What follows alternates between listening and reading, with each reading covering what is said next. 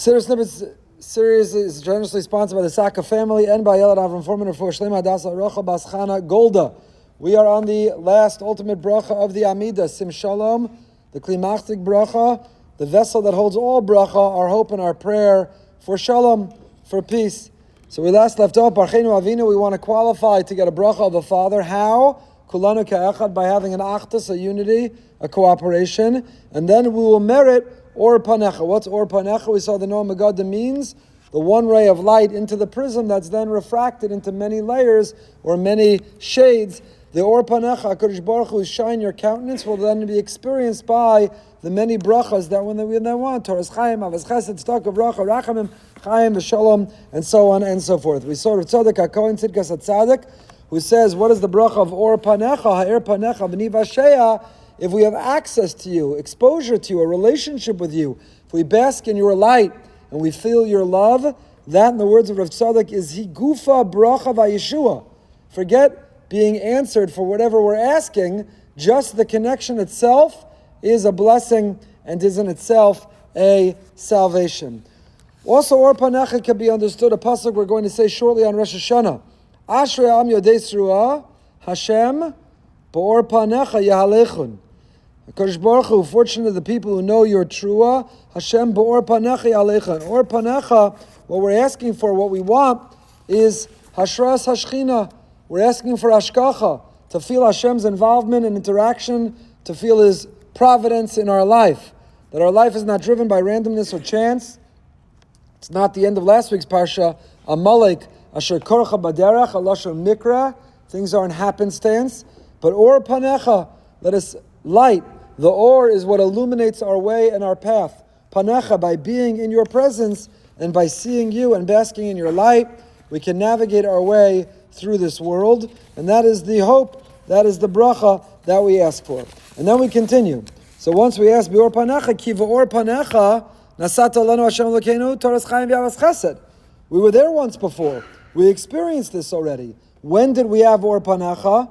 Many of the Meforshim point out, if you want to know what Or Panecha means, then look how we continue. The word ki, because for Or Panecha, you already Nasata Lanu Hashem Elokeinu, Torah's Chaim. It was with the light of your face, with the Or, you gave us Orazu Torah, you gave us the Torah that we describe as a Torah's Chaim. Where and when did He give us the Torah? Not a trick question. You were all there. Har Sinai. At Har Sinai, the revelation at Har Sinai was Or Panecha. So what is the taich of Or Panecha? Is revelation. We want to see, feel. It's revelation. Where did we get revelation? When did we have this already? Once key, because for we already had revelation when you gave us the Torah, which we here call a Torah's Chaim. We describe as a Torah's Chaim. The Olas Tamid identifies that Hashem gave us collectively, nationally, He gave us the light of His faith at Har Sinai when we were in His presence. Not only the first two dibros that He said directly Himself, but means the revelation, the unprecedented and unparalleled, unrepeated revelation of Har Sinai was Or Panecha. And what did He give us with that revelation? Torah's Chaim. Why not just say Kiva Or Panecha Nasata Torah? Why Torah's Chaim? Why is it called here, Anshe Knesset HaGedolah characterized it and call it in our davening Torah's Chaim. So Rav Pam Zatzal said, you know why it's called the Torah's Chaim? Because the Torah is not academic, it's not conceptual, it doesn't sit in a library or on a bookcase, it doesn't gather dust. It's a Torah's Chaim. It's telling us how to live life. It's the instruction manual and blueprint for life. So don't be like a guy who buys the furniture and thinks you're going to figure it out on your own. You get rid of the instruction manual till you're 22 steps in and you realize when you thought you didn't need the screw in that place, or you shouldn't check if the panels are different and aren't they exactly the same, and why can't you attach it? And now you messed up and you've got to undo it, but to undo it you really are breaking it, and you wasted the money all because why? You thought you were smarter than needing to look at the instructions.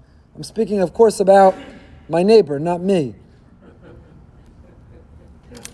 I've never had that experience, ever.